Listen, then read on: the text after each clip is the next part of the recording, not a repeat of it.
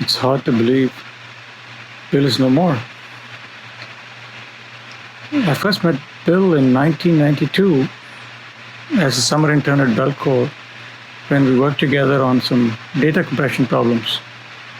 From that point on, we've been collaborators, fellow employees at Belcorp, and more importantly, good friends.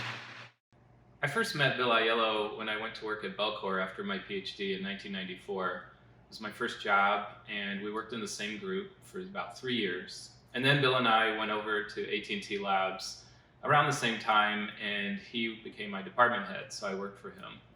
And I have to say, Bill was a great technical mentor to me. He was always the smartest guy in the room, and those rooms were full of some pretty impressive people.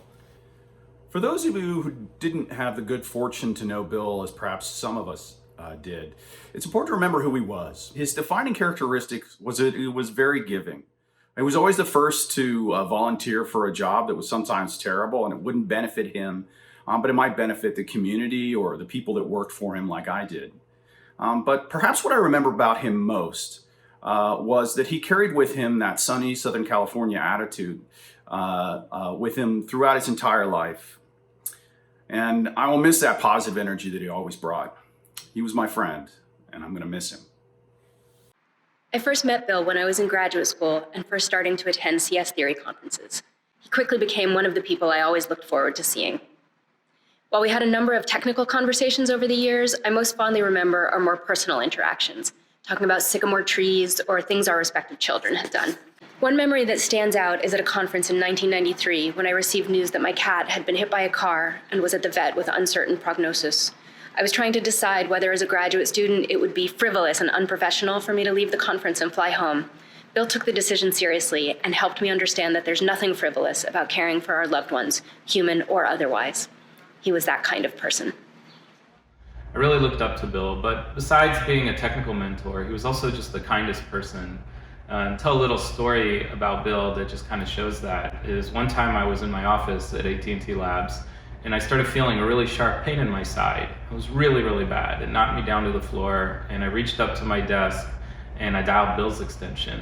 And once he heard my voice, he came running and actually got me out to his car and rushed me to the hospital. And one thing I remember is I was in so much pain, I was in tears, and Bill managed to get me laughing, cheering me up, keeping me going until we got to the hospital. And I didn't know what had happened. And it turned out I had had a kidney stone. Bill stayed with me in the hospital until Ann arrived. And I just sort of remember that besides all the technical mentoring and all of the work that we did together, he was also fun to have around, very passionate about whether it was office politics or national politics or a technical issue. Bill was always just very, very passionate about everything, and he's just one of my favorite people that I've ever met, and so I wanted to say that about Bill. I always enjoyed talking with Bill, working with Bill. We did a couple of papers together, 4 systems people, 3 theoreticians on a very practical crypto protocol that could nevertheless be proved correct. He was also just so friendly when we visited Vancouver for a conference after he'd moved there. We all went out to his house, had a good time. And oh, did he love talking about his children. Here's Bill letting my son play with his super curly hair. Here's my son completely wrapped with it. It was fun like that. When I graduated and went to Belcorp for several years, in our collaboration, we learned how to take theoretical ideas and look at practically important problems in cryptography and security and see if these ideas can be made to work reasonably well. They have a great training ground, and he was a physicist at heart, and it shows up in his work, and he loved laughing, and he loved music. More than his collaborations, I remember Bill as a really warm friend who's always willing to share his beliefs and opinions and willing to help out even the most junior of his collaborators. I'll truly miss him.